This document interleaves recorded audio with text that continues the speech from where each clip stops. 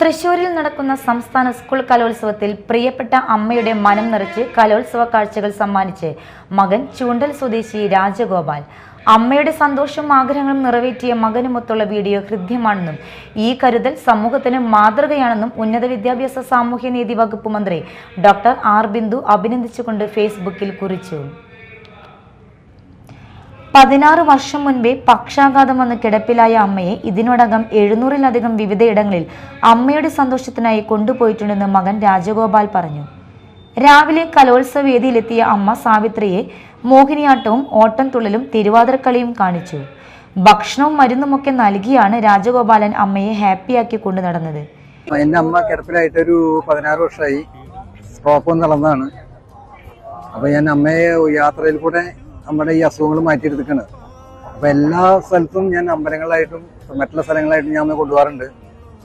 ഇപ്പോൾ ഒരു 10-700 സ്ഥലങ്ങളായി അമ്മയെ കാണിക്കുന്നു.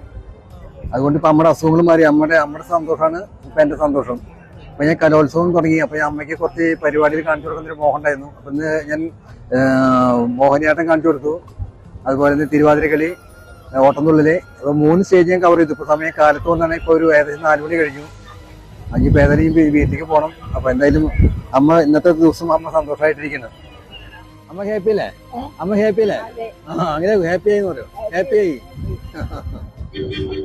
കലോത്സവ വേദിയിലെത്തിയ സാവിത്രി അമ്മ കുട്ടികളുമായി സംസാരിച്ചും വിശേഷങ്ങൾ ചോദിച്ചും ആഹ്ലാദം പങ്കിട്ടു. കരുതലിന് സന്ദേശം നൽകിക്കൊണ്ട് അമ്മയുടെ സന്തോഷവും ആഗ്രഹങ്ങളും നിറവേറ്റിയ മകനുമൊത്തുള്ള വീഡിയോ ഹൃദ്യമാണെന്നും ഈ കരുതൽ സമൂഹത്തിന് മാതൃകയാണെന്നും ഉന്നത വിദ്യാഭ്യാസ സാമൂഹ്യനീതി വകുപ്പ് മന്ത്രി ഡോക്ടർ ആർ ബിന്ദു അഭിനന്ദിച്ചുകൊണ്ട് ഫേസ്ബുക്കിൽ കുറിച്ചു. Media time, Thrissur.